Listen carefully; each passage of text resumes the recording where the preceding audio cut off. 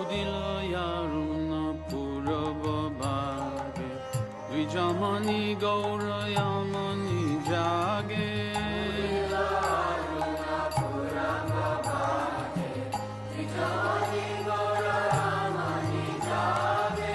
ভকত সমূহ লইয়া সাথে গেল নগর ব্রাজে।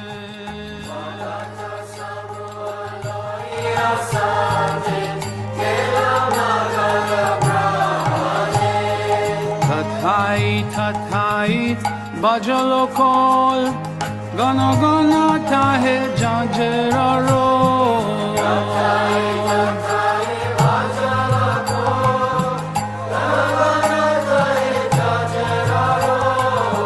প্রেমে দল দল সোনার অঙ্গ, চরণে নূপুর বাজে।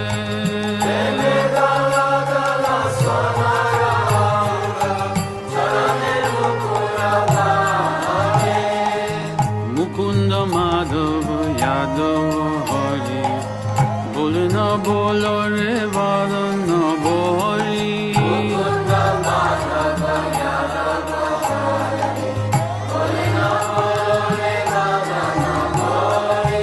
মিছে নিদাবসে গেল রে রাতি, দিবস শরীর সাজে।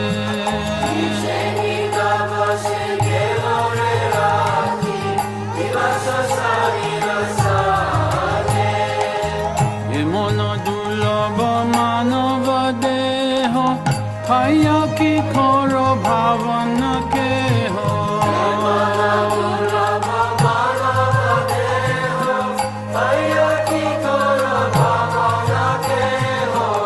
এবে না বাজিলে যশোদ সুত, চরমে পড়িবে লাজে।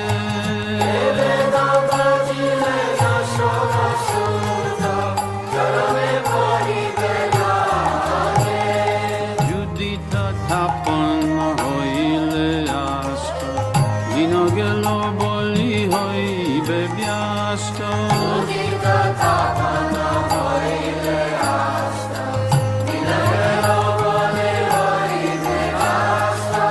তবে কেন এবে আলসা হয়, নবজ হৃদয় রাজে।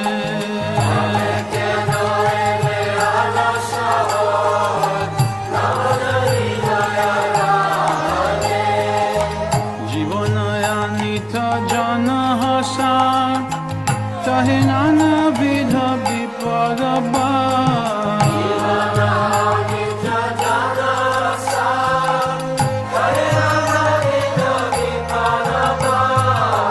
নামাশ্রয় করি যতনে তুমি, তাক হয় আপন কাজে।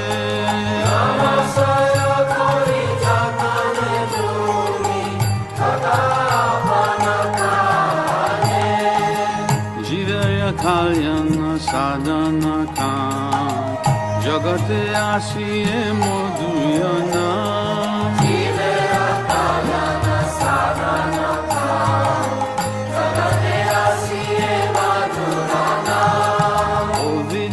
তিমিরতাপন্ন রূপে হৃদগগনে বিরাজে।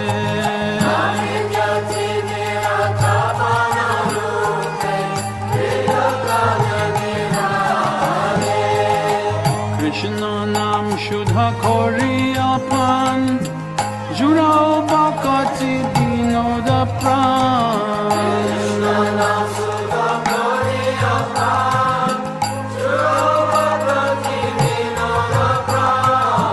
নাম বিনা কিছু নাহি কয়ার, চৌদ ভুবন মাঝে।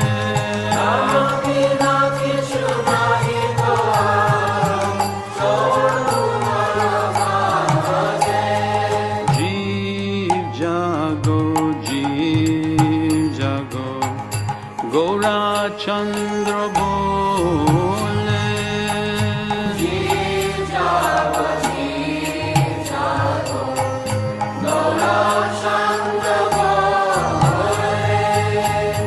কোথা Anidra jao maya pisachi rakole. Anidra jao maya pisachi rakole. Bajibo bolia ese sansar bitore.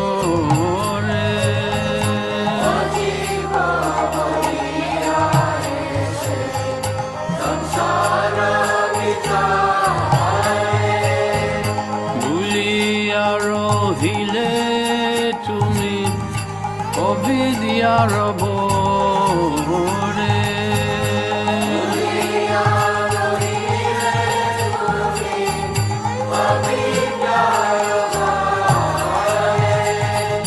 Tomare loite ami hainu yavatara.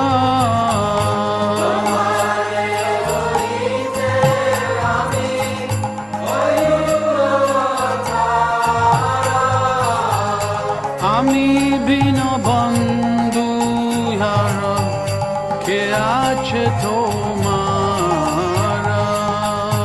Ami bina bandhu yara ke ache tomara. Eneche aushodi maya nashi barala.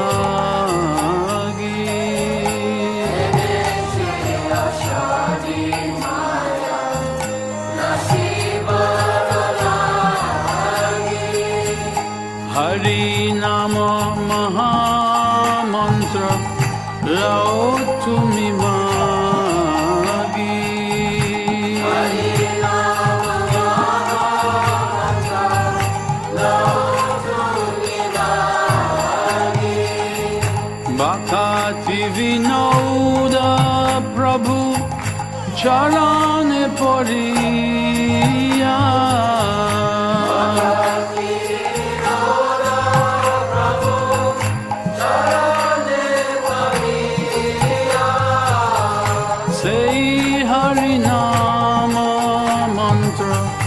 Loilo Magia.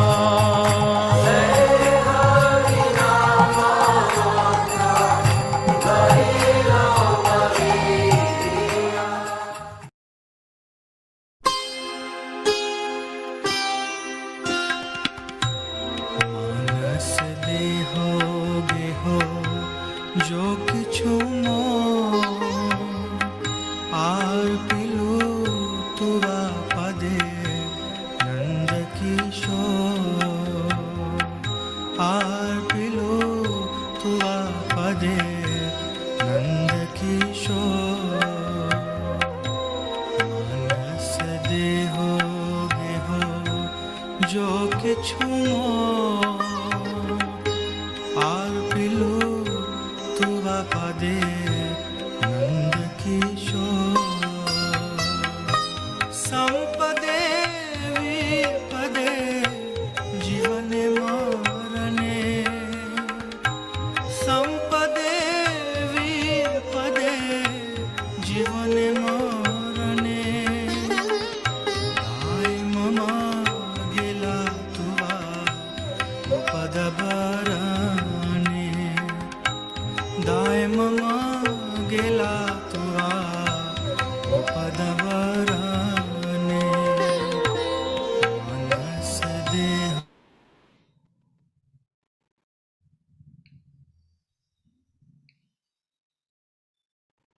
Hare Krishna devotees, with great pleasure I welcome all of you on behalf of ISKCON Chennai and on my personal behalf for today's session on the second part of chapter 11. In the last session, we closed with a question mark. Arjuna was asking, "Oh, Lord of Lords, the Lord of the universe, I am so disturbed by this amazing form of yours, a horrible form.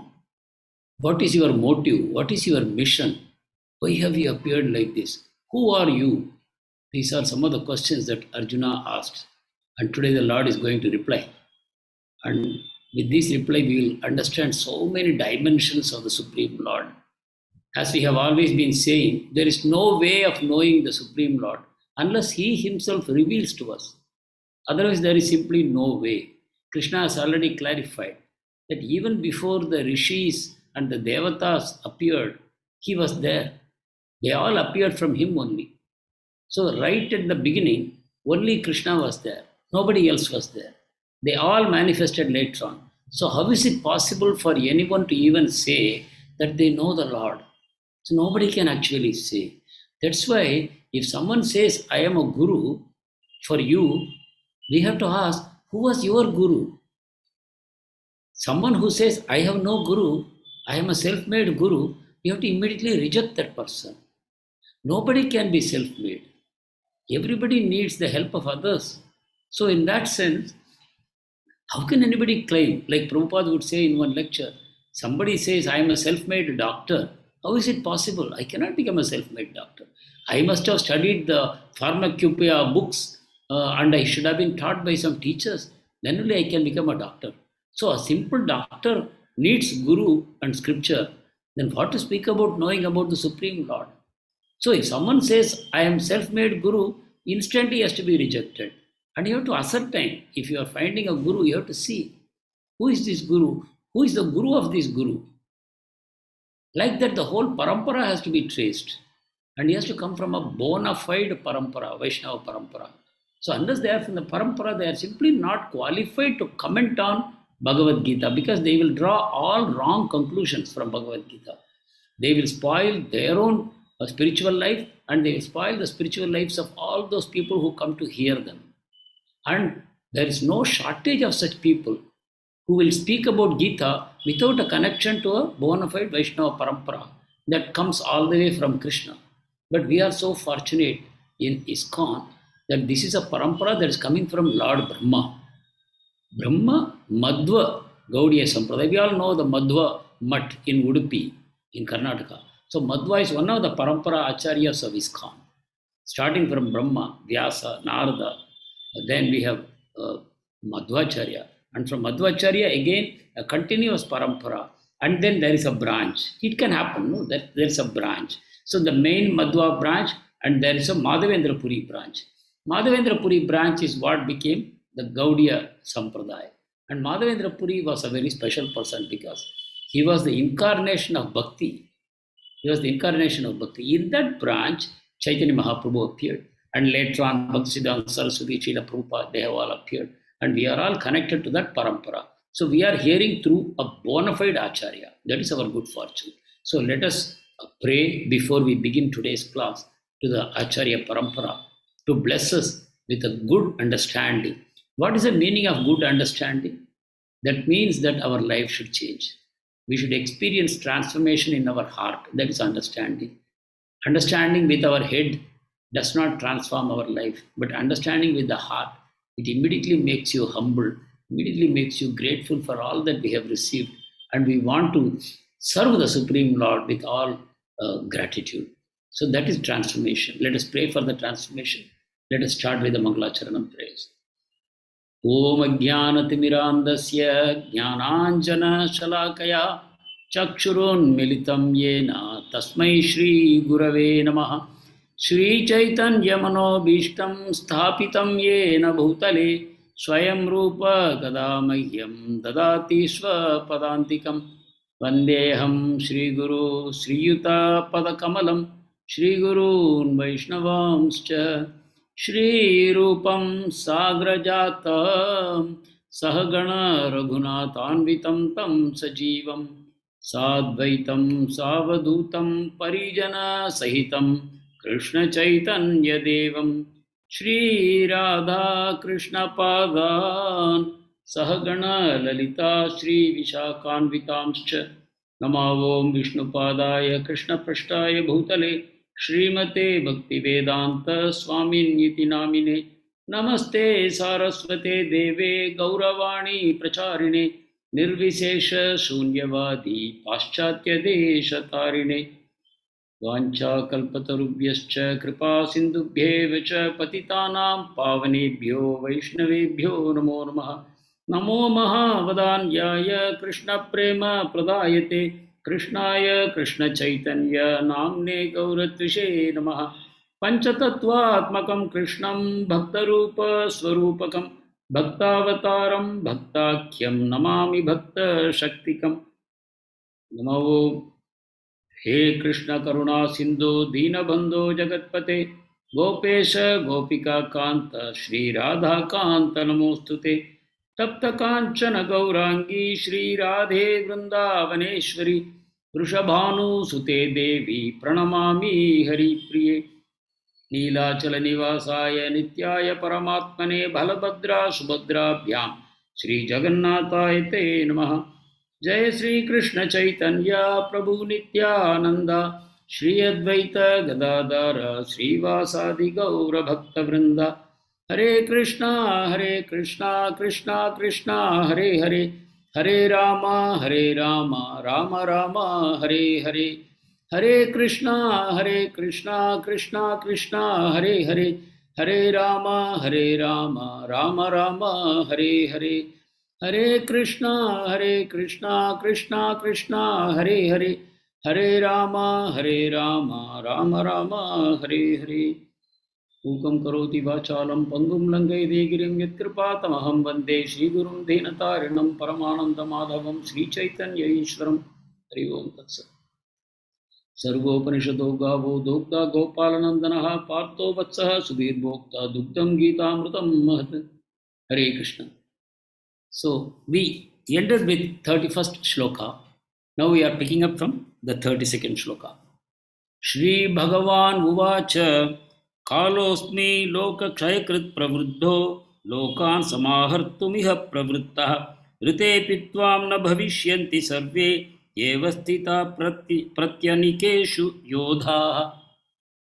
So Krishna is telling, I am time, the great destroyer of worlds. You will remember in the previous chapter, 10th chapter also, Krishna referred to time. There he said, I am the inexhaustible time, and we were discussing that. I hope you will all remember. I am the inexhaustible time that never runs out. Actually, we say sometimes time ran out for him, but time is constantly moving ahead. And because time is constantly moving ahead, things are happening. Things are created, things are maintained, things are destroyed. Everything is happening in time. And time is the great supervisor of everything. And Lord is that time. So because the Lord is there in the form of time, all the activities are taking place. Actually, the entire material universe is started into motion when the Lord manifests as time. Then only everything starts happening. And there is another world called spiritual world. In the spiritual world, the Lord exists in his spiritual form, and all the dear devotees of the Lord, they also exist there in their spiritual forms. Some of the devotees are in human form, the gopas, the gopis, some others are in the form of cows, some are in the form of parrots and other birds, some are also in the form of stones and trees, and they are all fully conscious, and they are all fully joyful and ecstatic because Krishna is able to reciprocate with everyone. We are thinking, how can Krishna reciprocate with a stone? But he does. And the stone is conscious. The creepers are conscious. The trees are conscious. The cows and calves are conscious. So just as the human beings reciprocate with Krishna, Krishna reciprocates with each and every living entity in the spiritual world. And there, the time is conspicuous by its absence. There is no time in the spiritual world. It is always present tense. It's so very difficult for us to understand how Krishna does this magic. But that is why we say Krishna has Achintya Shakti. The way we can understand God is by first accepting that Lord has got unlimited powers. We all accept. Lord has got unlimited powers. Nobody will deny. Yeah, that's what makes him God, we will say. But then, when you come to the specifics, everybody will become confused. We will think, no, certain things are not possible only. Like, can I make water to burn? Or can fire be cool? There are certain things which we simply cannot accept that it's possible. Like somebody asked Srila Prabhupada, when he was in America. Can God create a rock so big and heavy that God himself cannot lift? It's a practical question. If God creates such a rock, then I will say, oh, God cannot lift it. Or if I say that God can create that rock, then the question will be, then he cannot lift it. Or if you say God cannot create that rock, then also there is something that is impossible to God. And people who believe in God will also become confused how to answer this question. When this question was asked to Prabhupada, Prabhupada said, yes, God will make that rock. And immediately Prabhupada also said, and he will lift it also. Such answer is possible only when you know God thoroughly, by your heart. That you believe God can do everything. The most impossible thing also God can do. When you have that kind of faith in God, you see your life will change completely. We are all trying to develop faith in God. Please understand. You may say, no, I believe everything that is said in Bhagavad Gita, whatever you are speaking, I believe. We may say, but no, this is good. We have made progress in our head only. But it has to slowly descend into our heart. Then only our faith in God will become complete. Till that time, I will continue to be what I am. I will try to believe in my own powers. I can say, this I can do, this I cannot do. We cannot say, with God's help, I can do anything. We won't be able to say that. We still don't have that kind of strong faith. So that is why we are recommended to always come to Satsanga. You should never miss a chance to come to Satsanga. 11th chapter we are discussing today. 11th chapter I have already learned. We should not be in that mood. 11th chapter I have thoroughly read. No, you can never say that. You could never have read 11th chapter thoroughly because the transformation has not yet come to you. You are not living on the spiritual platform. You are not living on a platform where you believe that Krishna can do everything for me. I have no fear at all in this world. Krishna is my father. Krishna is my mother. Krishna is my supreme well-wishing friend. And he has all powers. Why should I worry? That consciousness we still don't have. So by continuously coming into Satsanga and coming in the mood that no, I don't know anything. Even if you have read the 11th chapter 100 times and you have memorized all the shlokas and you know the meanings, still you have to come in the mood that I don't know because my life is not yet transformed. That means I still don't have complete faith in what I am being taught. So please introspect and then realize I have to become more and more humble. I should have the mood that I really do not know. Then only I can learn. If my mind is already filled with things, then how can the Guru put anything new there? So when I go to Guru, I should say, I am a complete fool. Please teach me. This is the mood in which we have to approach the Guru. And we have to approach Bhagavad Gita like that. So now Krishna said that I am the inexhaustible time. And Krishna again he is using that word time, I am the great destroyer. Loka Kshaya Krita. Kshaya means destroy. Akshaya means eternal, forever. Kshaya means destroy. Loka Kshaya Krita. Whatever you see, I will be destroying. And he says, I have come in that form. So please understand, this Virat Rupa the Lord is showing to Arjuna is that form of time. I told no time and space, everything in that one form. So Arjuna is seeing, because Arjuna is interested to see what will happen in the war. So in that form, he is seeing all his enemies being destroyed. And Arjuna becomes very disturbed to see Bhishma, Drona, all the people, Duryodhana, all his brothers, they are all rushing into the mouth of the Lord and they are being burnt by the fire coming out of the mouth and they are being chewed by his teeth, grinding teeth, and the heads are being stuck between the teeth. And he's seeing these things. So the Lord is saying, I have come here to destroy all people. Lokan samahartu viha prabhuttaha. Everybody will be dead except you, the Pandavas. All the soldiers in both sides will be killed. Not only from Duryodhana's side, but from your side also. Everybody will be destroyed. But please, what Krishna is trying to convey is that I am the destroyer. You are not the destroyer. And I, in the form of time, I have shown you, I have already destroyed all of them. They are all dead. Because of my desire. This is what I want. And in the form of time, I will accomplish it. That's what the Lord is saying. So Arjuna saw that all these people are rushing into the mouth of The Virat Rupa are like moths or rivers into ocean. They were crushed by the teeth and licked by the fiery tongues of the Lord. This is what he saw. So now let us go to the further slokas. 33. I will read some 5-6 slokas and then they will go into the translation.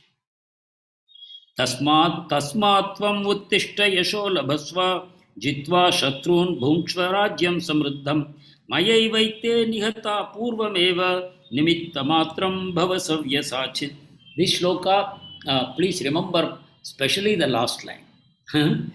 Nimitta matram bhavasavya sachit. This is what Krishna is telling Arjuna. What he is telling, Tasmat tvam uttishta. Lord is saying, get up, Arjuna.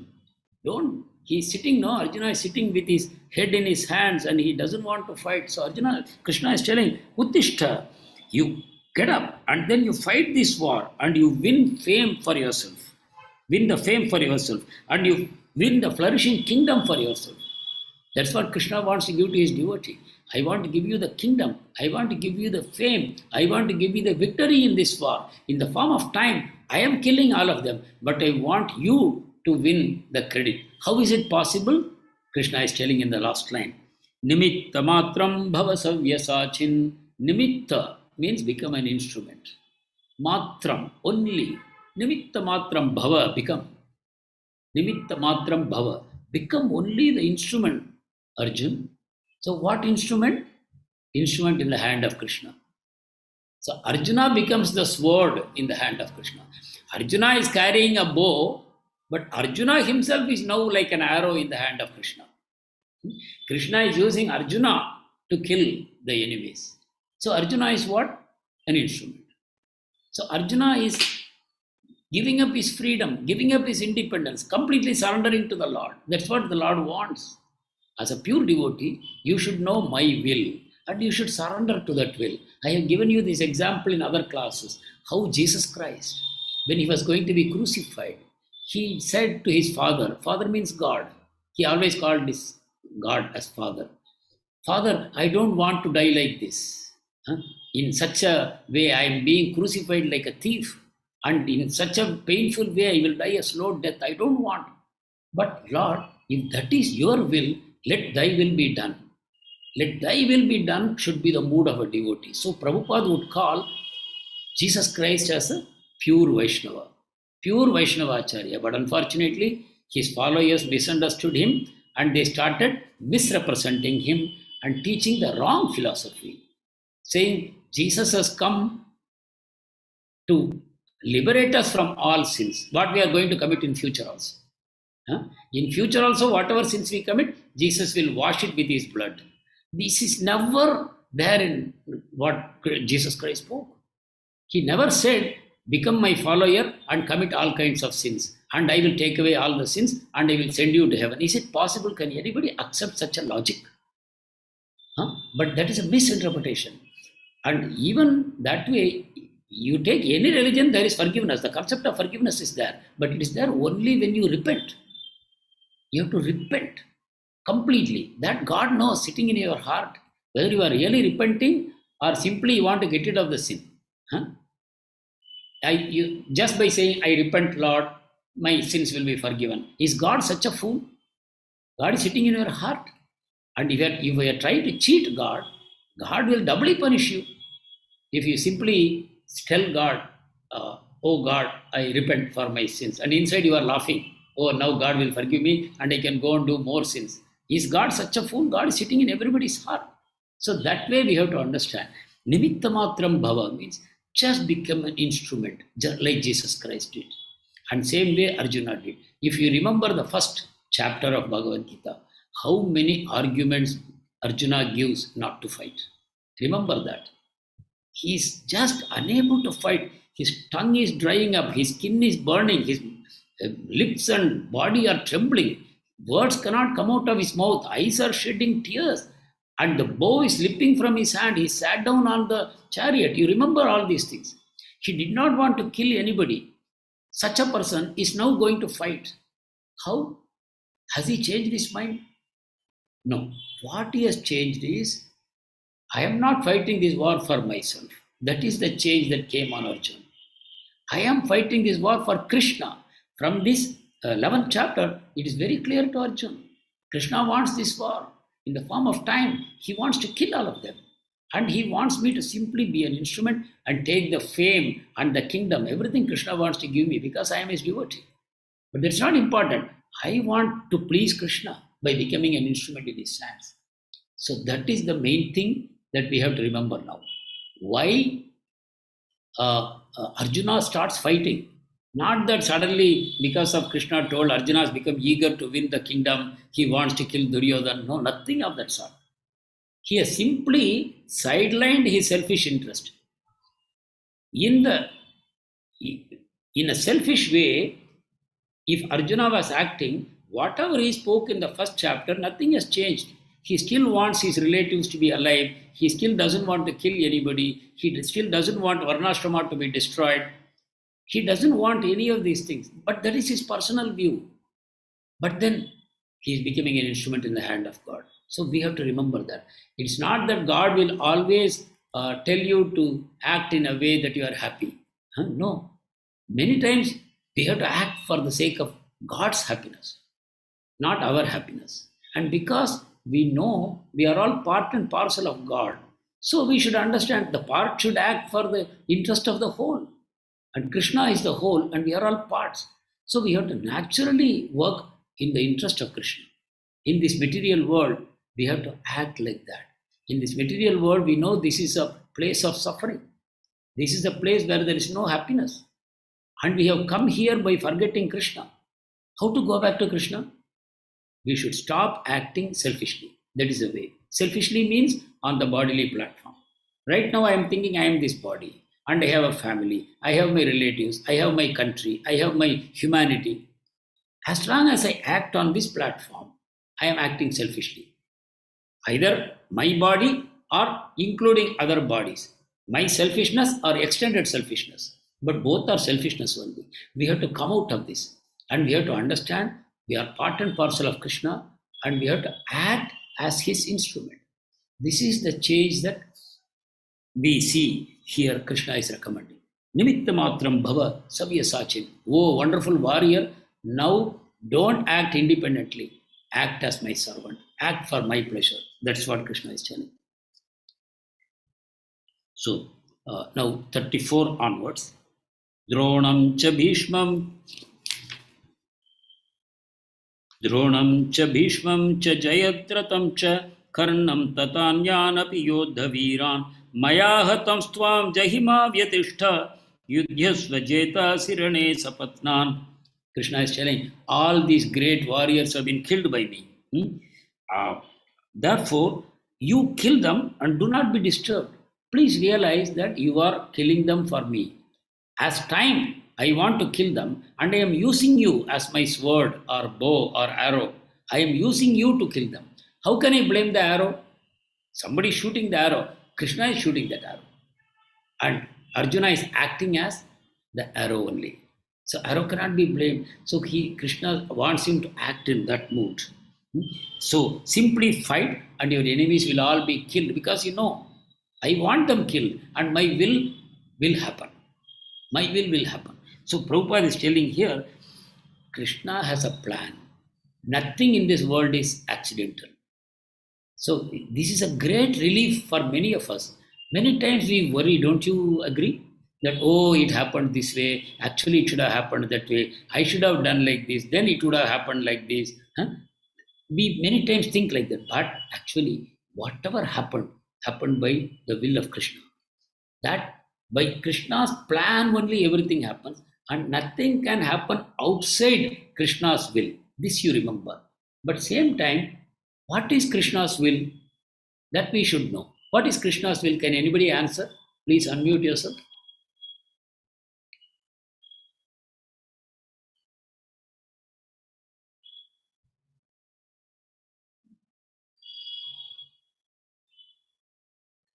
Completely serving Hare Krishna Prabhuji.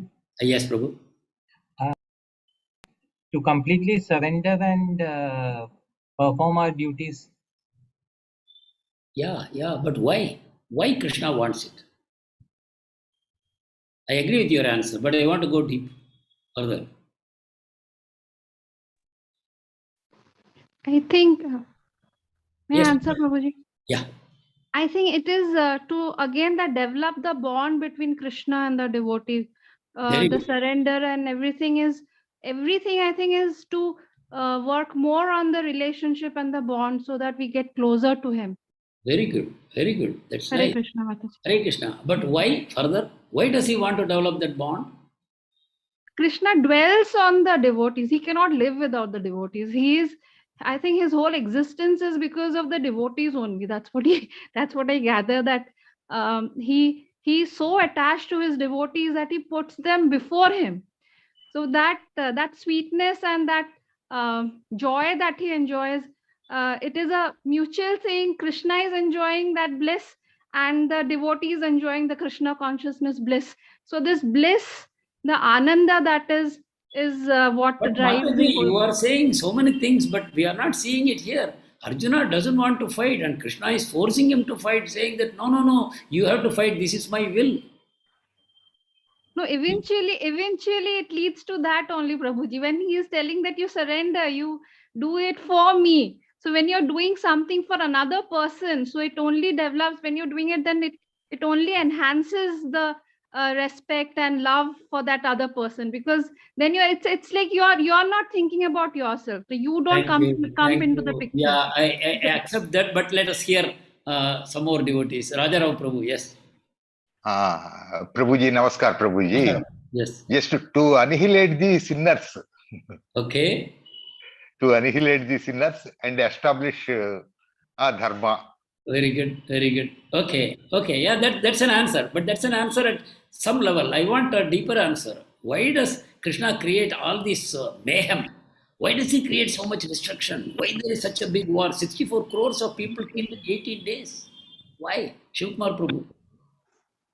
May I answer, Prabhu? Yes. Yes, Prabhu. Yeah. Go ahead.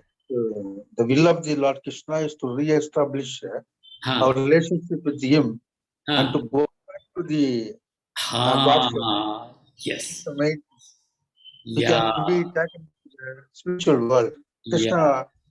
Krishna Loka, Yeah. so that Exactly. we can meet the Lord Krishna face to face, Yes. and we can enjoy the bliss and knowledge and the Yes. Paraparlina of Lord Krishna. Yes. Thank you. That is the answer I was looking for. Thank you. That's perfect. Thank you. So, this is so actually Krishna has no interest in this material world. Let us understand that. Krishna has zero interest in this material world. Then why did he create? He created for us, because those souls who wanted to go away from Krishna, try to enjoy independently this material energy, he has put them into this material world. So his aim is only to take the soul back. He's not interested in the bodies. The body is a disease. Please understand. The body is a disease. But as long as we think I am the body, the disease is continuing. When you wake up and say, no, I am not the body, I am part and parcel of Krishna, I am an eternal servant, Krishna Nitya Das, I am eternally the servant of Krishna, then your disease is cured. So Krishna is trying to cure the disease. And for curing the disease of all the souls in this world, he's playing this drama. So much is happening in this world. And sometimes we think it happened by accident. No way. A blade of grass cannot move without the Lord's permission. Out of fear of the Lord, the wind blows. That's what the scripture says. Out of fear of the Lord, sun rises and sets. So everything is completely controlled by the Lord. We should never have any doubt in this. Everything is perfectly working under the Lord's arrangement. So Krishna has a plan. And Krishna's plan only is working. Our plan is not working. Krishna's plan is working. Sometimes it happens as we will. That is Krishna's plan. Sometimes it happens not as we will. That is Krishna's plan. Either way, it is all Krishna's plan working. But in the process, he's trying to purify all of us.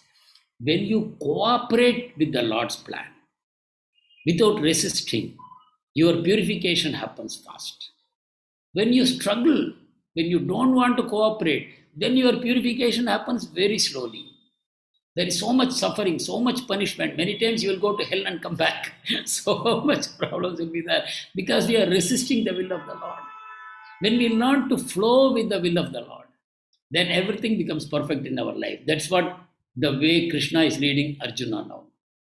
And the Guru, the devotee, their will is also aligned with Krishna's will. That way, the plan of a devotee is Krishna's plan only. Prabhupada is clarifying like that. So the will of the devotee, Krishna will execute. The devotee will execute the will of Krishna. And devotees will, Krishna will execute. If you read Bhagavatam, you will see amazing examples of this. Krishna will change his mind. Just understand. Krishna will change his mind because the devotee wants him to change his mind. You will see many instances in Bhagavatam, and you will see more in Chaitanya Charitamrita. Supreme Lord's mind is so flexible. He's, as Indrani Mataji was telling, his heart melts for his devotees. He will change his mind anytime. So that is what here the Lord is saying, simply fight.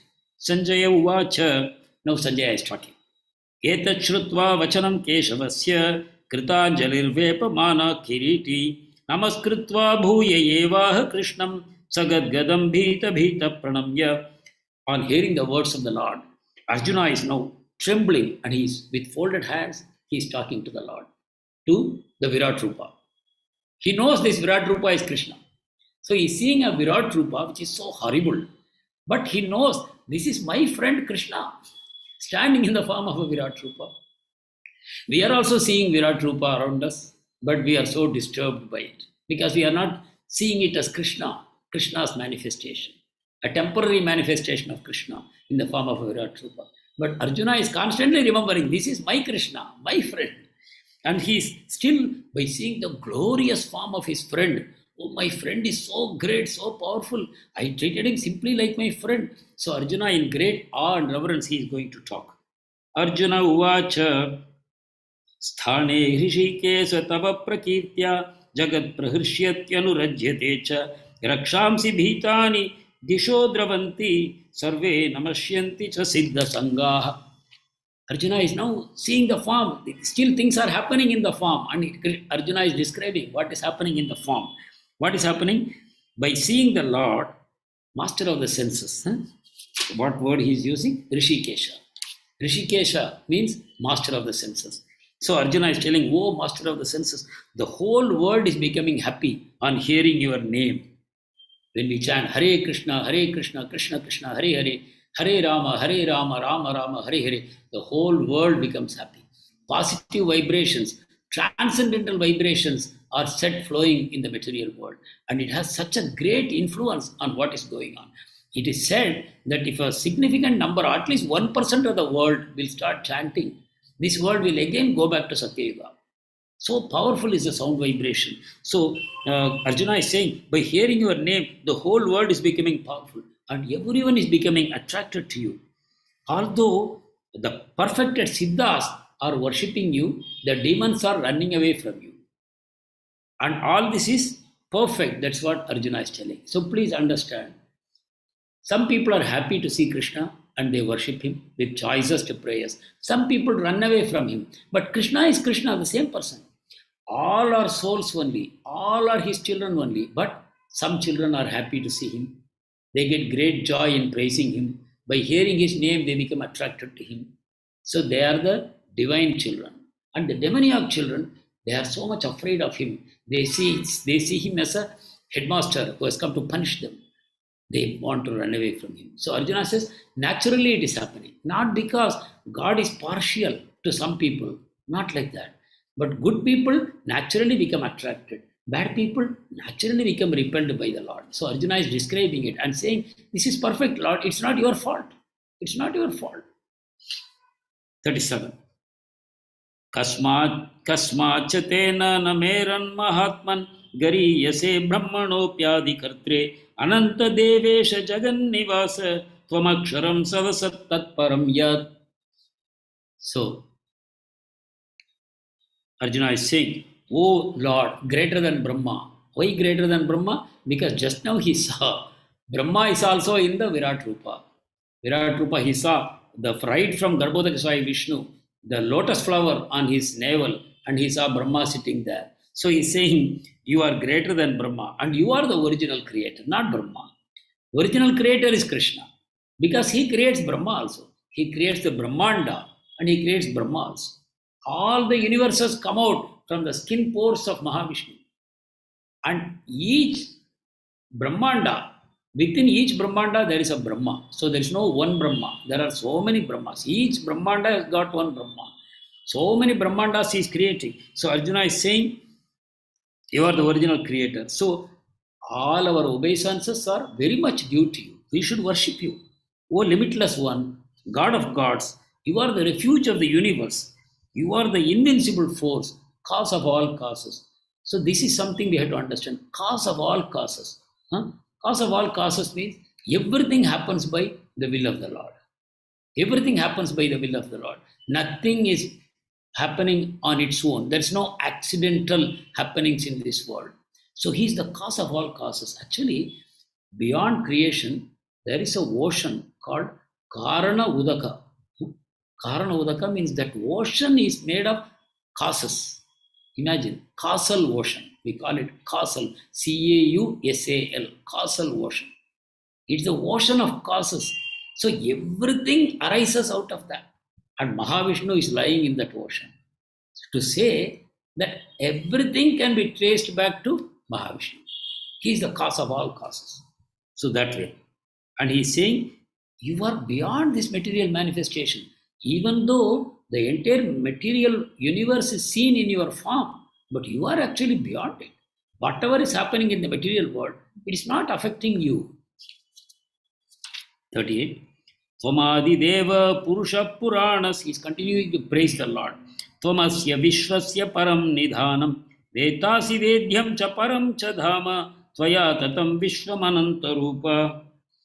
These are all worth remembering, memorizing. All these shlokas are prayers of the Virat Rupa.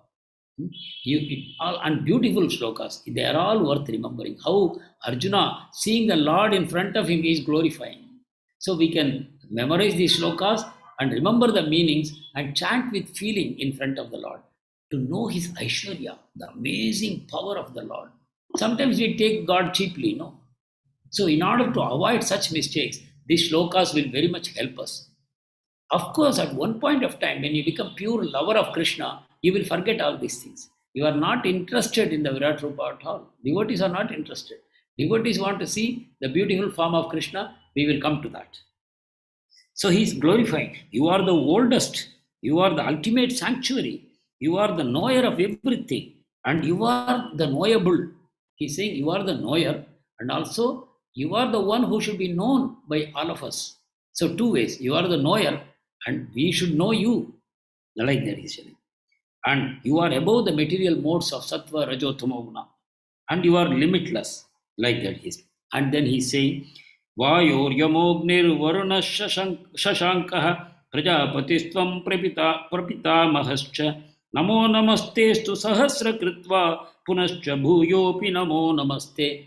He is offering namaskar to the Lord.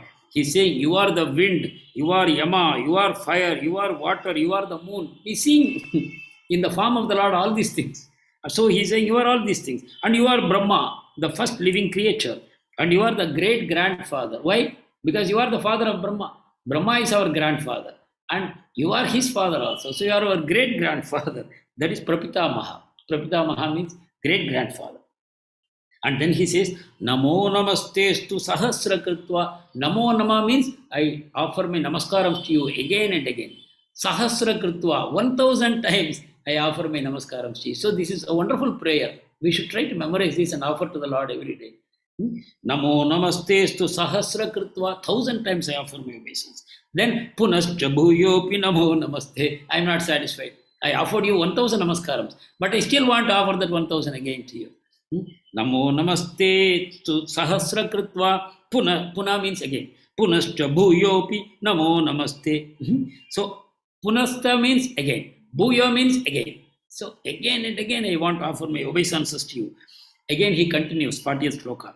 Namo purasta tata prishtataste namostu te sarvata eva sarva ananta virya mita vikramastvam sarvam samapnosi tatosi sarva. He says, I want to offer you obeisances in front. I want to offer you obeisances from behind. I want to offer obeisances all around you. Imagine the size of Virat Rupa and offering obeisances all around. But Arjuna can do it because he knows this Virat Rupa is my Krishna only. And he can. Just like Ganesh went around his father and mother and he collected the mango. He was told, you go around the universe and then we will give you the mango. He said, my father and mother, you are the universe and I will go around you. And he collected the mango like that. So he is saying, I am offering my obeisances to you all around you. And then he says, you are unbounded power. You are the master of unlimited power. You are all pervading. You are everywhere. And thus, you are everything. You are pervading everything means you are everything. So these are all nuances. We have to understand at different levels. And this will give you the rasa in dealing with Krishna. You have to, meaning, if you see Krishna in one way, at that time you should not remember Krishna in another way. I will give you a small story from Bhagavatam. Yashoda Ma, she once wanted Krishna to open his mouth because there was complaint from all the Gopa boys, including Balram, that Krishna has eaten mud. So Krishna said, no, I have not eaten. You can see my mouth if you want. So Yashodamma said, yes, Krishna, open your mouth. And when Krishna opened his mouth, he was scared because she will see the mud. It's in my mouth. So what happens? Krishna has unlimited energies and they don't want Krishna to become embarrassed. So the energies became very active. Then what happened? Inside the mouth of Krishna, Yashoda saw so many universes. Everything she saw, including her own Gokula. And she was sitting there. And Krishna was sitting in her lap. And she was looking into his mouth. She saw the devatas. She saw the material element. She saw unlimited things in the little mouth of Krishna. And she became bewildered. She started thinking, oh, who is this? Is this my son? Or am I his child? Maybe he's a supreme Lord. Then she started thinking like that. Krishna was not happy.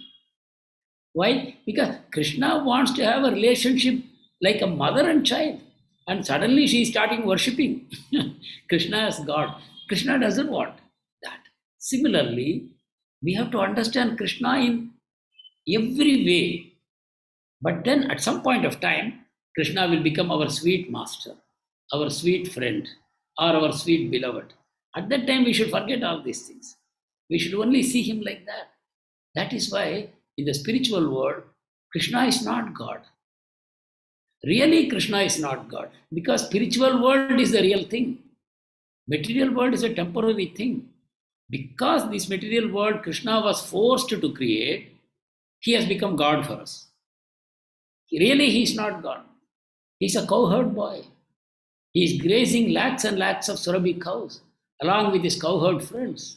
And he is the beloved of unlimited number of gopis and unlimited number of elders and the cows and the calves and the trees and the rivers and the rocks and the mud, everything. They love him completely. They don't see him as God. He is their beloved, that's all.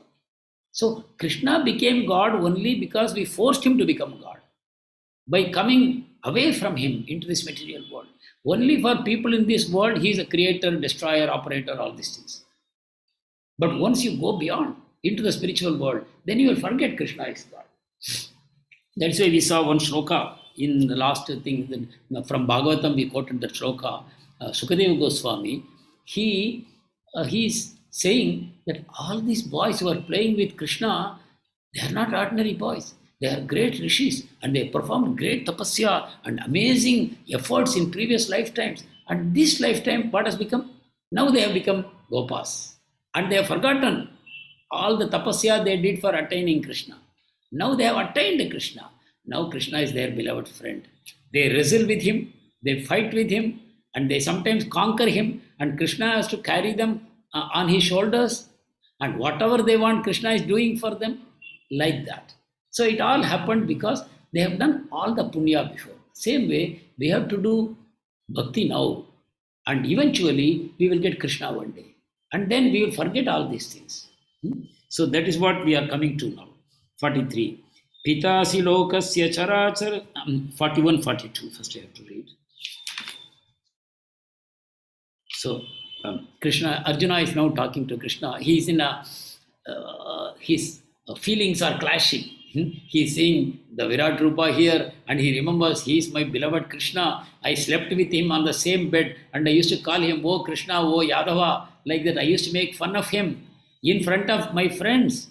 We would sleep. I would sleep in his lap. He would sleep in my lap. I would massage his feet. He would massage my feet. That one relationship there. And here I am seeing him, Virat Rupa. Everything is within him. Supreme Lord, he is the form of time. And so these emotions are clashing. And Arjuna is speaking these two beautiful shlokas. 41, 42. Saketi matva prasabham yaduktam he Krishna he Yadava he Saketi ajanata mahimanam tavedam maya pramadat pranayena vapi yaccha vahasartam asatkritosi vihara shayyasana bhojaneshu ekotavapyachyuta tatsamaksham tatkshamayetvam aham aprameyam. Arjuna is saying, oh, I thought you are my friend, and I was rashly calling you, oh Krishna, oh Yadava, oh my friend, like that. I called you, oh my friend, but you are not my equal. Only an equal I can call my friend, but you are so much greater than me. That's what Arjuna is telling. I did not know your glories. Please forgive me whatever I have done in madness of love. Do you think Krishna has to forgive him? Do you think when Arjuna says like this, Krishna develops the mood of forgiving? Hare Krishna, unmute yourself and speak. Hare Krishna, Prabhuji. Hare Krishna, Prabhu. Yes. Per my understanding, no, Prabhuji. Yeah. He has been as his friend, and he would like to continue as his friend. Why now the relationship has changed. Now Arjuna is in the mood of a trembling servant, and Krishna is a supreme master. Now this is another relationship. Why Krishna is not happy in this mood? Hare Krishna. Hare Krishna, Prabhuji. I don't know the answer. No, you know the answer. Okay, Indrani Mataji. Yes. Again, it's the same thing, Prabhuji, that he wants to have him as his friend only. He doesn't want that kind of a relationship where he is scared and he is begging for forgiveness. He always wants a very loving, caring, and where they are calling each other's name and having a good time. That kind of a relationship is treasured by Krishna. Hare Krishna, Prabhu. Hare Krishna. So intimacy is what Krishna is looking for. Yes, there is love between master and his servant. Not that there is love lacking. Not like in this world. In the spiritual world, the servant loves Krishna, and Krishna equally loves the servant. Amazing exchanges are happening between servant and master in the spiritual world. Don't think that that relationship is something similar to this material world. Definitely, there's a great intimacy between the servant and the master in the spiritual world. But between equals, Sakha, the intimacy is greater. And between elders and Krishna as junior, the intimacy is even greater. The elders control Krishna, and Krishna likes to be controlled. The elders control him. And beyond that, the beloved Radharani, the gopis, they control him unlimitedly. Krishna is like a toy. The scriptures speak like that. Krishna becomes a toy in the hands of his beloved gopis. They make him dance. They make him do anything they want. So that intimacy, that closeness of intimacy was there with Arjuna before. Now it is being lost. Krishna is not happy. Krishna is not happy about this, that Arjuna is worshipping me and he is asking me to forgive him. So he is saying, Arjuna is telling, please forgive me my madness, whatever I spoke in love. I have dishonored you many times, because considering you are the Virat Rupa, whatever I spoke was a dishonor only. I did not recognize this. Many times we were relaxing and I was joking with you. We were lying in the same bed. We sat or ate together. Sometimes alone, sometimes in front of many friends, I have made fun of you. I have cracked jokes at your expense. Oh, infallible one. He is saying, oh, infallible one. What does he say? Achyuta. Achyuta means infallible. Please excuse me for all these offenses. 43. Pitasi lokasya characharasya tvamasya pudyascha gururgariyan natvatsamosti abhyadika kutonyo lokatrayepya pratima prabhava. He says, you are the father of this manifestation of all moving, non-moving things. You are the worshipable chief, the supreme spiritual master. See, he is the spiritual master also. Not that he is just God. That is his kindness. If he is God, he will be aloof from us. But he is also our spiritual master. So he comes to hold our hand and take us back. That's why he is spiritual master also. He is not just the God, but he is also the Guru of all of us. That's why Arjuna is saying, Tvamasya pudyascha gurur gariya. You are all the Gurus. We have Siksha Guru, Diksha Guru. They are all you only, Krishna. By giving Bhagavad Gita, you have become the Guru for all of us. By giving all the Vedas and the scriptures, you have become our Guru. So not only is God, but he is also Guru to take us back to God. That's why Guru is treated equal to God. Sakshad haritvena samasta shastrair muktastatava. All the Shastras say Guru is Krishna. Respect Guru as Krishna. That's what the Shastras say. So here Arjuna is saying, yes, you are the spiritual master. No one is equal to you, Krishna, and no one can be part of you. Nor can anyone be one with you. How then could there be anyone greater than you? In the three words, O Lord of immeasurable powers. That's what he's praising the Lord. And Prabhupada is giving a small quotation from Shveta Asvatara Upanishad. He's saying, the Supreme Lord has senses and body like the ordinary man. But for him, there is no difference between the senses, his body, his mind, and himself. Foolish persons who do not perfectly know him think that he is a human being. Avajananti ma mudha manushim tanumashritam. I have taken a form like a human being. So they don't understand me. What they say, can anybody recollect how some of the philosophers explain Krishna? Is it a tough question? Can anybody answer this? What is the wrong understanding that some philosophers have about Krishna, particularly the impersonalists? What do they say about Krishna? Hare Krishna. He's Prabhuji. Hare Krishna. Yes. Yes. Sorry? Impersonalists say that God is, Krishna is not God, he is just a human. He is just a human. So they may say he is a historic personality. With great powers, etc. He is just a human. He was born and he died. That's all. He spoke some great philosophy, correct? Okay, that is one of the arguments impersonalists give. Can anybody say anything else? Any further ideas? They claim, Yes. Prabhu, Yes, Prabhu. that Krishna is a mystic person. Krishna is a Mystic person. mystic That person. is They will say he is a yogi. He has got some yogic powers. Because of his yogic powers, he could lift the mountain, or maybe he did not even lift the mountain, but people thought, hypnotized people to think that he is something like that. Yes, they can say he is a yogi, right? Anything else? Any other suggestions? What Krishna could be? Hare Krishna Prabhu. I Hare think Krishna. they thought that he has a material body, and although actually he has a transcendental body. Yes. So material body from where he got? Who is he really then? Is it a reincarnation of somebody else? Like we take forms, no? We go from body to body. So if Krishna came from some other body, from which body he came? Hare Krishna Prabhuji, he did not come from any body. He is transcendental. He is the Supreme Lord. No. I am asking what the impersonalists argue about him. Okay. Yeah.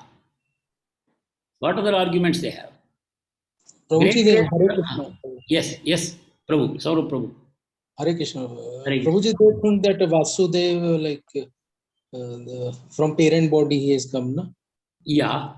That's what we say, historic personality or a yogi, etc. So he's just an ordinary human being. That part is done. But the impersonalists have whom do the impersonalists worship? He's like a light, just light. They worship the light. Or they will simply say the impersonal void. or it has no form, no qualities, nothing. And for them, that is God. No form, no qualities, nothing. Nirvikar, Nirakar, etc. Right? Nirgun, they worship that. And then how do they describe Krishna in connection with that Nirgun, Brahman? How do they describe Krishna in connection with that? Some of them, they accept Krishna as God. But they don't accept him as supreme God. They say Brahman is God. They say Brahman is supreme God. Then who is Krishna? Haribol. Anyone wants to try? Yes, Because Mataji. probably Brahma is created with this material world, all living bodies, so that they think that Brahma is the supreme. Not Brahma, Brahman. Brahman means the name of that light, no? You said that impersonal light that is spreading, Brahma Jyoti. That's called Brahman. So Brahman is said Nirvikara, Nirguna, Nirakar, like that. So Krishna is one of the avatars of Vishnu. Avatars of Vishnu, but then you are again telling another person. But we said just now Brahman is supreme. Not Vishnu, not Krishna, not Rama, not Narasimha. We say the formless is the supreme. That is what impersonalists say. So what they say is the impersonal sometimes takes form to guide the fallen souls back to Brahman. So that time what the Brahman does, takes a material form to come down, to have dealings with people, and eventually the material form dissolves and Brahman becomes Brahman. So Krishna is not of significance. The Brahman is within Krishna, and that Brahman is making Krishna speak. Krishna's form is just a material form. We all know material form is lifeless, no? So Krishna's form is lifeless.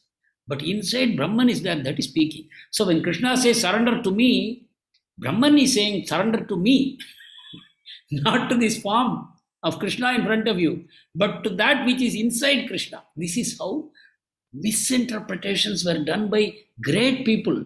Their translations of Bhagavad Gita are hard-selling books, unfortunately. And this is why the whole world missed the essence of Bhagavad Gita for centuries, until Prabhupada came and gave us the direct meaning of, without interpretations, without malinterpretations. He gave Bhagavad Gita as it is to us. And today we are seeing so many people becoming bhaktas, and they are able to exchange love with Krishna. But with Brahman, you cannot exchange love. And according to them, Krishna is just one of the forms of Brahman that happened 5,000 years ago. It was a material form. It has dissolved. Krishna died. And Brahman went back to Brahman. So this is the wrong philosophy many impersonalists are having. Fortunately, we are all devotees. We are saved from this poisonous philosophy. So, that's why Krishna is telling, Janma karma chame divyam evam yo veti tattvada. Krishna is telling, if you know my transcendental birth and my transcendental activities, you will develop a nature similar to me. And what? You will come back to me. Just by knowing me, you will come back to me. That's what Krishna is saying. So very, very important for us to know Krishna, who he is. By simply knowing him, we develop the qualification to go back to him. Just by knowing. Like Mataji said, no, he's transcendental. He's not part of this material world, nor he's part of Brahman. Brahman is the bodily effulgence of Krishna. Krishna is even beyond Brahman. So that understanding will qualify you to go back to Krishna. You will penetrate the light and go back to Krishna. Only devotees can go back like that. Okay, I have to go a little fast. 44. Tasmat pranamya pranidhaya kayam prasadaye tvamahamisha midhyam piteva putrasya sakheva sakyuhu priyaharhasi deva sudhum. Again he is praying forgiveness. He is telling, I worship you, I want you to forgive me, just like a father tolerates a impudent son, and a friend tolerates another friend even if he acts in an unacceptable way, or a husband tolerates the mistakes of a wife. In a similar way, please tolerate all the mistakes that I have done. So very intimately he is begging Krishna, because the intimacy is not going away. Even though he is in great awe and reverence, intimacy cannot be destroyed. That is so personal between them. अदृष्टपूर्वं हृषितोऽस्मि दृष्ट्वा भयेन च प्रव्यतीतं मनो मे तदेव मे दर्शय देवरूपं प्रसीद देवेश जगन्निवास. So he's again praying, Prasida Devesha, please be graceful to me. Please forgive all my mistakes. I have seen this amazing form of yours. I am so happy that you are so powerful. But at the same time, I am disturbed by fear. Therefore, please bestow your grace upon me and reveal your form as the personality of Godhead. I want you to come back to your original form, O Lord of Lords. He's begging. I want to see you as before, Jagannivasa. Now he is asking Krishna to show the four-armed form, Chaturbhuja form. Kiritinam gadinam chakrahastam ichchami tvam drashtumaham tataiva tenaiva rupena chaturbhujena sahasrabaho bhava vishwamurte. O Lord, who is standing in front of me with thousands of arms, become one with four arms. Chaturbhuja, just show me your four-armed form. That means he wants to see his Krishna as Vishnu, with Gada, Chakra and everything. Please show me that form. Wearing a wonderful kirita with the Gada, with the Chakra and all that, I want to see you. So he is making that prayer. So this, we should remember, in each of these shlokas there is a message for us. Sometimes people will say, Krishna has come from Vishnu. But here, Krishna is showing his Vishnu form and then he comes back to his Krishna form. To show Vishnu is simply an expansion of Krishna. The four-armed form of Krishna is simply for official purpose. To deal with the material world, he becomes Vishnu. But when he goes back to Goloka, that is his home, he is two-armed boy, just a cowherd boy. He has only two arms. He doesn't need chakra, disc and all those things. So he becomes an ordinary cowherd boy. But material world, no, he has to act officially like God, no? Because we worship him as God. If he comes to us like a cowherd boy, we will not respect him. So we want to deal with him officially. So he comes in four-armed form. Not that Vishnu is superior to Krishna. This is his official Vesha, that's all. Shri Bhagavan Uvacha, Krishna is speaking.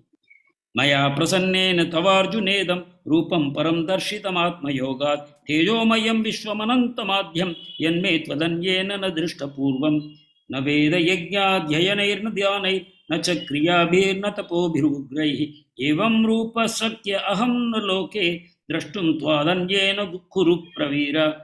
So Krishna is telling, I have shown you this vision by giving you special divine eyes. Nobody else can otherwise see this. The supreme universal form of mine in this world cannot be seen. But I have given you that power. Nobody else has seen this form before.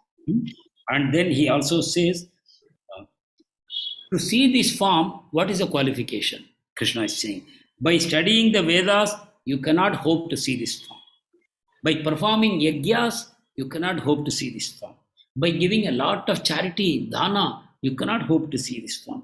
Or by doing a lot of punya, like digging wells, building schools, building hospitals, all these things, you will not be able to see this form. Or by severe penances, standing in the midday sun and with fire on all your sides, or standing neck deep in the ice cold water of the Himalayas, all these kind of austerities, or starving continuously for 1 week and taking only one meal in 1 week, all these penances, no. So Krishna has exhausted all options.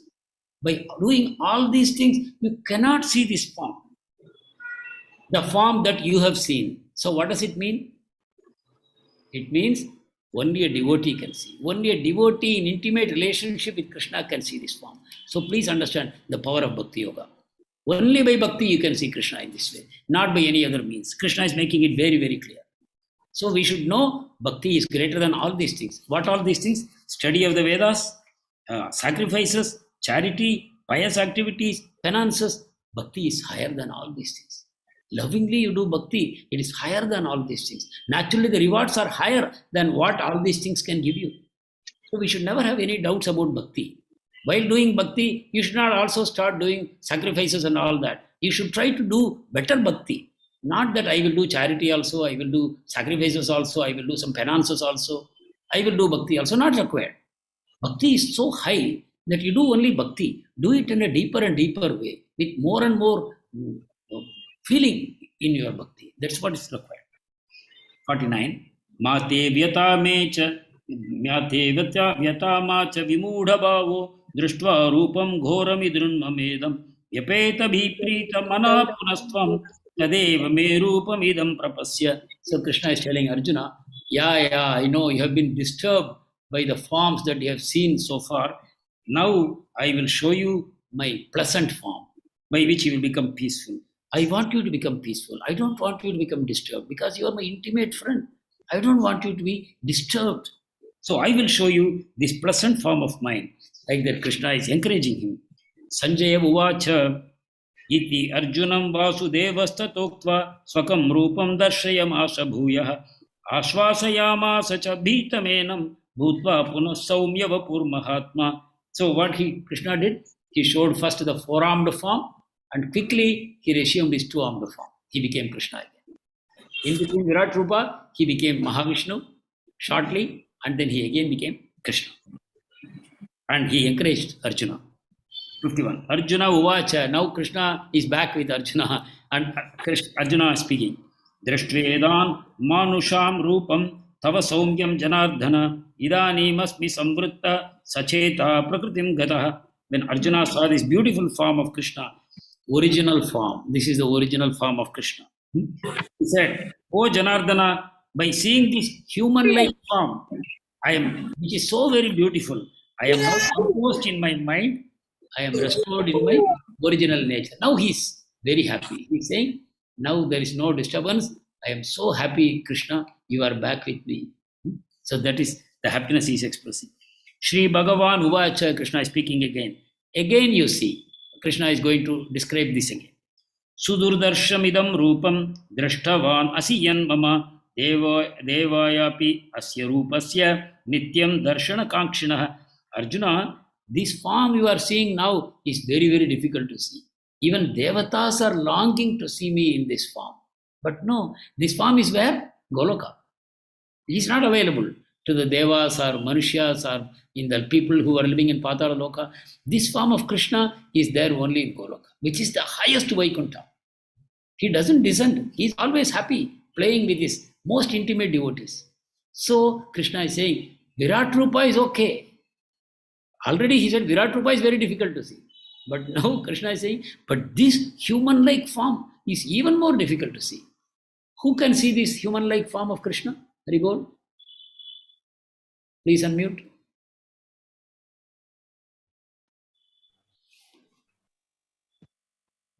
Prabhuji, what is the question? The question is now Krishna is telling this form of mine is very difficult, very rare to see. Even devatas are longing to see this form. So who is qualified to see this form? Hare Krishna, Prabhu, may I say? Hare Krishna, yes, Mataji. I think the pure devotees are the only one qualified to see this form of Krishna. Exactly, we should understand this. The Supreme Lord, to see him face to face in his original form, that is a liberty given only to pure devotees. Nobody else will see. If anybody else sees, they won't even understand they are seeing God. Like Duryodhana. He saw the Lord. He did not understand. So this form is reserved only for the pure devotees of the Lord, where he hides all his Aishwarya, he hides all his powers, he reveals only his Madhurya. He simply attracts the senses and the hearts of all his devotees. That is the supreme form of the Lord. Where he displays his Aishwarya, that is not the supreme form of the Lord. When he comes with four arms, not the supreme form of the Lord. He is displaying some Aishwarya there. Shankha, Chakra, Gada, Padma, all these things he is showing. Kiritinam, all these things. That is not supreme. There is Aishwarya. But Krishna completely hides the Aishwarya in his Krishna form. In this, particularly in Goloka. In Goloka. Not even in Dwarka or Mathura. He displays some Aishwarya. But in Goloka, zero Aishwarya. Complete Madhurya. Entire Aishwarya transformed into Madhurya only. Simply, he becomes the most attractive personality. You want to give yourself to him. Totally you want to surrender to him. You just want to see a smile on his face. You are willing to do anything to just see a smile on Krishna's face, or to just get a tap from his soft hands, or to just smell the amazing fragrance that is coming out of his body.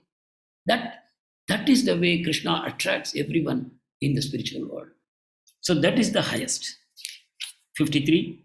Naham vede na tapasa nadane na chejya Shakya evam vidho drashtum drashtavanasi mam yatha. Again, Krishna is telling, this form you are seeing with transcendental eyes. So Krishna, I have given you transcendental eyes because you are seeing. How to get transcendental eyes? You should get a transcendental heart. What is a transcendental heart? The heart that has gone beyond the three gunas. So we have to go beyond the gunas. Then we become transcendental. Then our eyes become transcendental. Then we can see Krishna as he is. So Krishna is telling, this cannot be understood by Vedair. Again he is saying, from the Veda study, no, none. Then tapasa, by performing penances, it cannot be seen. Danena, by doing charity, you cannot see. Ejjaya, by doing other forms of worship, not possible. So, by any of these things, you cannot see me.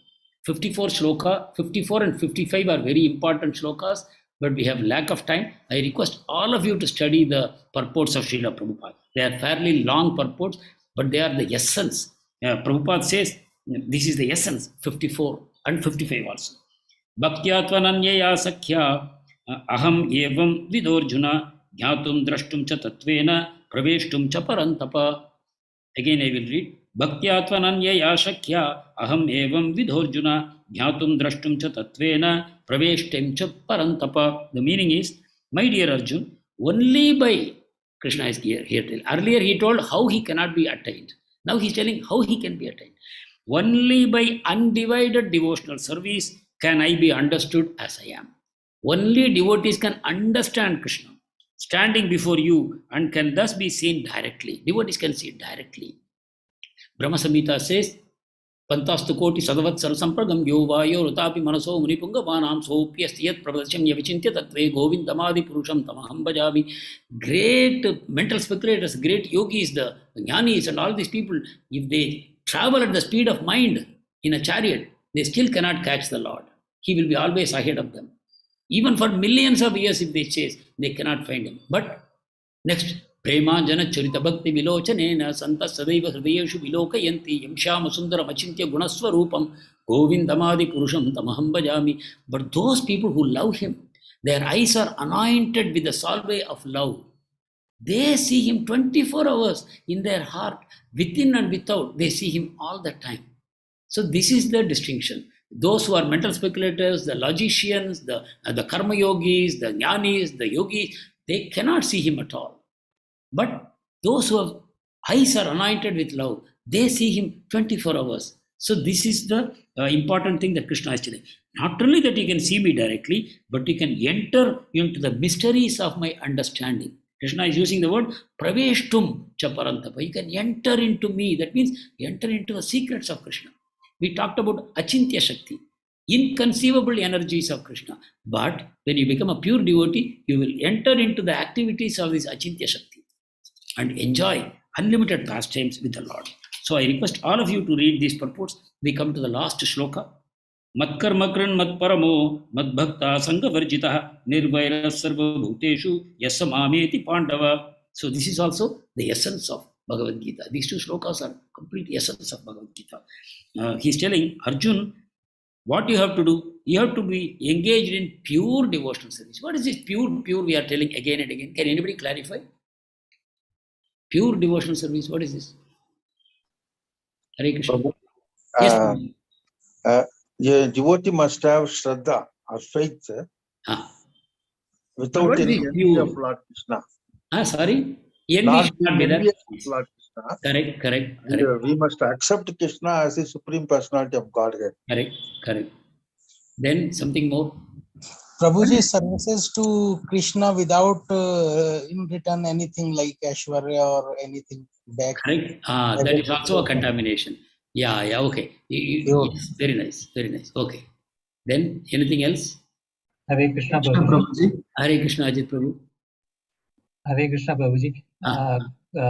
Keeping God at the center of all our activities and... Yes. So that is pure, correct? Yeah, okay, that's good. Then what else? Hare Krishna Prabhuji, may I? Yes, go ahead. Yeah, I think it is without any material contamination. The focus should be totally on Krishna and all spiritual and transcendental. What is that material contamination? The three gunas, if we should not be under the three gunas, Very good. And there should not be any other thought in the mind. There should be only Krishna, everything dedicated to him, all work for him, everything, the whole focus. Think about me all the time. That is like the whole thinking, whole existence of yours should be only for Krishna. That kind of focus on Krishna is what he's asking for as being a pure devotee. Okay. Thank you, Madhuri. Hare Krishna. Shivkumar Prabhu. Hare Krishna Prabhuji, in the name of bhakti, one should not try to cheat himself. I mean, one example you take. For some personal gain, name and fame, power, etc. Yes. I mean, at the start of the session, you gave some examples. So motive should be pure. Yeah, that is right. Thank you. Yes, more than one more devotee should accept the Bhagavad Gita contents, study every day, and accept what are the contents of the Bhagavad Gita as it is. Okay. Written by the Prabhuji, one more by the disciple succession, and we must avoid reading other Bhagavad Gitas written by unauthorized persons. Perfect. That is in our own interest. We should avoid those books. Excellent. Yes. Thank you. Thank you. Prabhuji, pure devotee means to pray Krishna and in taking in consideration to go back home to Krishna only. Yes. That desire should be simply to return to Krishna for eternal devotional service to him. Yes. Thank you. Hare Krishna Prabhu, I think I would like to add that word love to it with lots of love to Krishna. I think to do all the services with extreme love is something that is pure devotional service. Hare Krishna Prabhu. Hare Krishna. Prema is actually the form of eternal. Prabhuji, all our actions should be in Krishna consciousness. Yes. Yes. Lakshmi Mataji, I don't hear you. Others, please mute yourself. Prabhuji, not having any material desire and always serving Lord. Every time, every breath, every second. Fully surrender to Him. Everything is Krishna. Yeah. Anya Abhilashita Shunya. Anya Abhilashita Shunya. When you are worshipping Krishna, you should have no other desires except to please Krishna. And Jnana Karmadi Anavritam. It should not be contaminated by Jnana and Karma. Jnana means meditating on, this is not God, that is not God. It's a kind of mental speculation. So we should not do mental speculation to understand who is God. That is called Jnana Marga. We should not go to Jnana and we should not go to Karma also. Karma means working for fruitive results. So neither Karma nor Jnana. We should do pure Bhakti. Pure Bhakti means neither Jnana nor Karma. Only Bhakti we have to do. Akarma, right? That's called a karma. That's called a karma. So both Karma Yoga and Jnana Yoga should not be combined with Bhakti Yoga. Bhakti Yoga should be done exclusively. Whereas if you do Karma Yoga, you should do some Bhakti also. If you do Jnana Yoga, you should do some Bhakti also. Otherwise, they will not give you any result. But when you do Bhakti Yoga, you should do it exclusively, not blend it with anything else. Pure Bhakti Yoga gives you the highest result. Pure Bhakti Yoga means simply exchanging love with Krishna. Under the guidance of Guru. We should not do independently. I should not think, I love Krishna, I will do anything I want. That is wrong.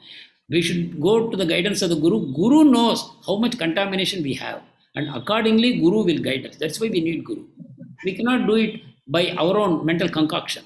That is not safe.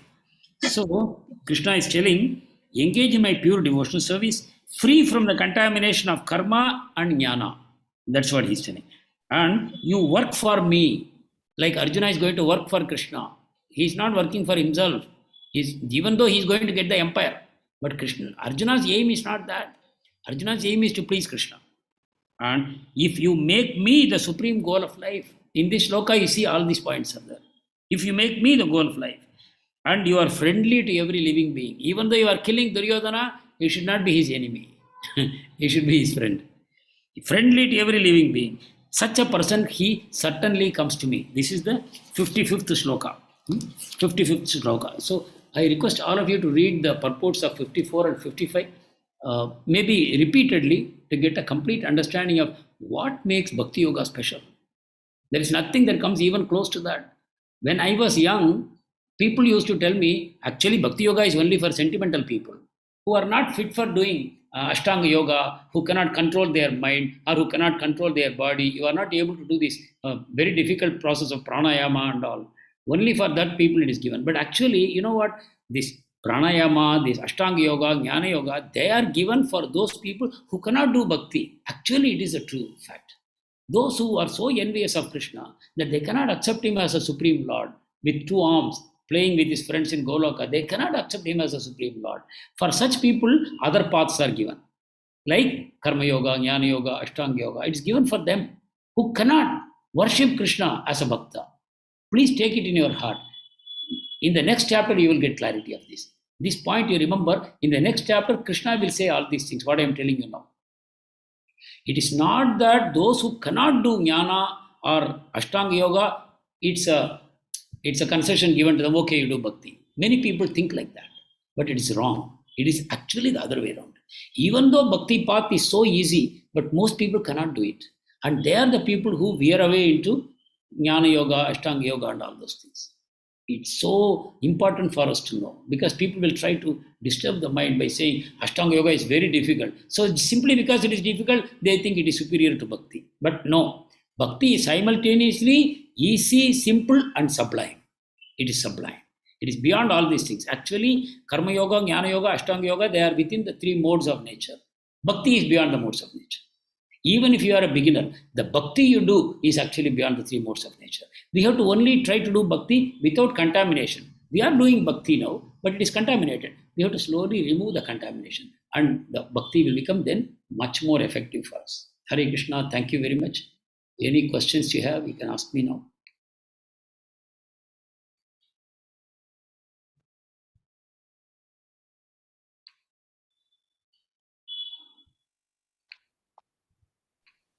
Prabhu, one question, Prabhu. Yes, Prabhu. Lord Krishna says, I am present in all the living entities, yes, but they are not present in me. Yeah. At the same time, Lord Krishna declares that I am present in the hearts of all living entities. Yes. I feel I had some contradiction that interpretation. Prabhuji may explain. Yeah. See, yes, he is present in the hearts of everybody as a judge, as a witness, as the giver of the fruits of their actions, as a guide from one body to another body, who carries their karma, whatever the karma they have done, he remembers it. So he plays this role in the life of every living entity. But for a devotee, Krishna is sitting there as a friend. In the sense, there is a direct relationship between the soul and the super soul in the case of a devotee. So this intimacy, what is happening in a devotee's heart, Paramatma simply destroys all the karma. All the karma he destroys. Then all that he does is whatever is needed to bring the soul back to me. So his life is totally taken, controlled by the Paramatma within. So Paramatma is playing different roles in the hearts of different people. In the hearts of Bhakta, he is sitting there as his friend, directly taking control of his life. But in the case of Bhaktas, he is sitting there as a guide and as a witness, and what he does is he allows the karma to play out in their life. According to karma, if somebody has to enjoy, he will give enjoyment. If somebody has to suffer, he will give the punishment. But beyond that, Krishna is not involved. Because the soul is incapable of doing anything. Paramatma is going along with the soul, and whatever the soul desires, Paramatma makes it happen. That is why Paramatma is going in the heart of everyone. But in the heart of a devotee, the role is different. Are you understanding this? Because there is a relationship is established. See, in the case of others, even though Paramatma is within, they don't see. They are so busy with the external world, there is no connection between the Paramatma and them. There, Paramatma is like, we see there is a nice conversation happening between Prahlad and Hiranyakashipu. Prahlad is questioned by Hiranyakashipu. He is so surprised. See, I have done tapasya for 60,000 years and I have got all these powers, but I am not able to kill you. I have done so much efforts to kill you, but you are not dying. I have thrown you in fire, I thrown you in the ocean, I thrown you from the top of the hill, I made the elephant walk over you, I have fed you to the lions, and I have made snakes bite you, I made you drink directly poison. You are not dying. From where you are getting this power? So Hiranyakashipu is confused. After 60,000 years of tapasya, I got my powers. But you are a 5-year-old child. I have not seen you do any tapasya. But from where you are getting these powers? And Prahlad is very innocently, with his palms closed, because he is talking to his father. He is telling, oh my dear father, I am getting the powers from the same place that you are also getting your powers. But you don't know. You think they are your powers. But I can see that the power is supplied by God. I know whatever I am doing is by the power of God. And you are also doing what you are doing by the power of God. The difference is you don't know. That means you have not connected with your Paramatma. But I am connected. And I love him. So this is the difference between how the Lord within is known to the devotee. But the Lord within is unknown to non-devotees. So how does it matter for them? Is it okay, Prabhu? Thank you, Prabhu. Thank you. Good clarification. Thank you. Hare Excellent. Thank you. Tandapanam. Prabhuji. Hare Krishna.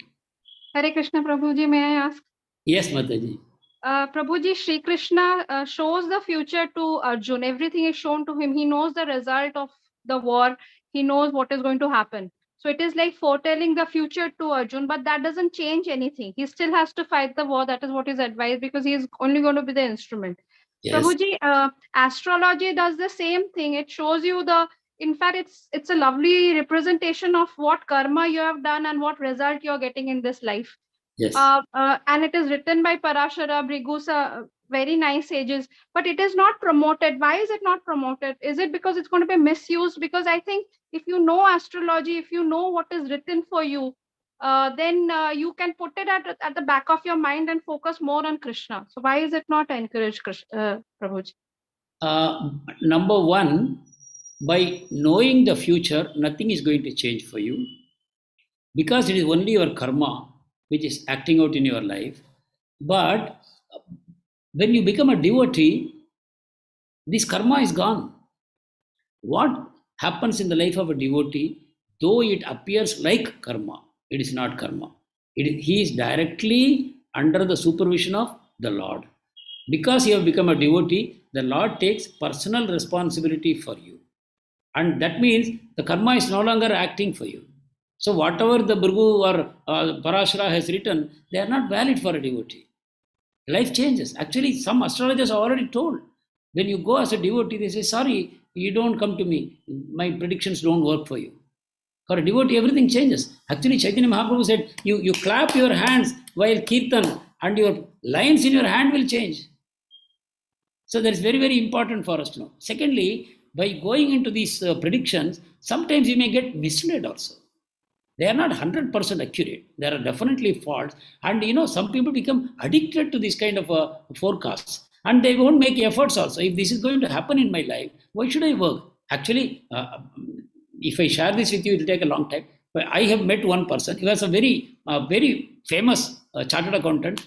I have met him. And he was saying, like you, I have seen my palm leaf. And he says, exactly whatever they said has happened in my life. Including my name, they knew. They knew what name. My father thought he gave me this name. But actually, it is already there in the palm leaf. How my father could have given me a different name? So he was talking so vociferously, saying, there is no use. We have to face this. This is our karma. I told him, my dear friend, what is you are seeing as karma is by your past actions. Karma is not written by Brahma whimsically. It is all based on your past actions. So, if your past actions have brought about today's astrological chart, then what you do today will determine what happens to you tomorrow. Why you don't believe this? Why you are accepting half? Other half you are not accepting. What is happening to you now is by your past actions. So similarly, if you change your actions now, you can change your future. And that is where we should be focusing. And that is where Krishna is guiding us. Become my instrument. That means your karma is destroyed. Simply by becoming instrument of Krishna, all your karma is gone. Why would Krishna not look after his instrument? Well, he will. So that is not very important for us. We don't. Actually, Prabhupada said this nice example. Someone was sitting on a tree and he was cutting the tree. And one passerby, he said, "Sir, you will fall down." Immediately this man became angry with him. "Who are you? You don't know anything, you go away." And that man went away. After some time, this man fell down because he was cutting the very branch on which he was sitting. And he started running behind that man saying, "Oh sir, oh, you are a great astrologer. I want you to guide me." But the astrology does only this. Your future is depending on what you are doing now. So why should I bother to know? Better still that we become good people. We become good people. We overcome our bad habits. We develop nice, good habits. That way we change our future. So astrology is not that relevant for us. Hare Krishna Mataji. Hare Krishna, Prabhuji. Very comforting to know that we are in safe hands in Krishna's hands. Absolutely. The disobedient children, Krishna is putting in the hands of Maya Devi. She is the aunt. The disobedient children. But for the obedient children, the parent keeps them. So Krishna keeps us if we are really his good children. Hari Bol, Prabhuji. Thank you so much. Thank you. Hare Krishna. So we'll meet again on next Tuesday. Thank you very much. Hare Krishna. Vancha kalpatarubhyascha kripa sindhubhyevacha patitanam pavanebhyo vaishnavebhyo namo. Ananta Koti Vaishnavrinda ki jai. Srila Prabhupada ki jai. Gurudev ki jai. Thank you. Hare Hare Krishna, Prabhuji. Hare Krishna Prabhu. Hare Krishna, Prabhuji. Hare Krishna Prabhuji. Hare Krishna Prabhuji, Dandavat Pranam. The session was so nice and so lively. Thank you so much. Prabhu, one doubt, Prabhu. Yeah. We want a Kalpatara. That means Lord Krishna fulfills all the desires of the pure devotee. Am I Not correct? Krishna. That is, we are talking about devotee. Devotee, yes. Vancha kalpataru. Taru means tree. Kalpataru means what you think. And vancha kalpa. That means whatever you desire, just by thinking, the tree will fulfill that. And who is that vancha kalpataru? It's a devotee of Krishna. Devotee of Krishna. Yes. Thank you. Vancha kalpatarubhyascha kripa sindhubhyayevacha. He is a ocean of mercy. Kripa sindhu. Patitanam pavanebhyo. For the most fallen souls, he gives the greatest mercy. Patitanam pavanebhyo. The most fallen souls, he purifies them. Who does that? Vaishnavebhyo namo namaha. The devotees of Vishnu, they are the greatest purifiers. Hare Krishna. Thank you. Hare Krishna. Hare Krishna. Dandavat Pranam. Dandavat Pranam.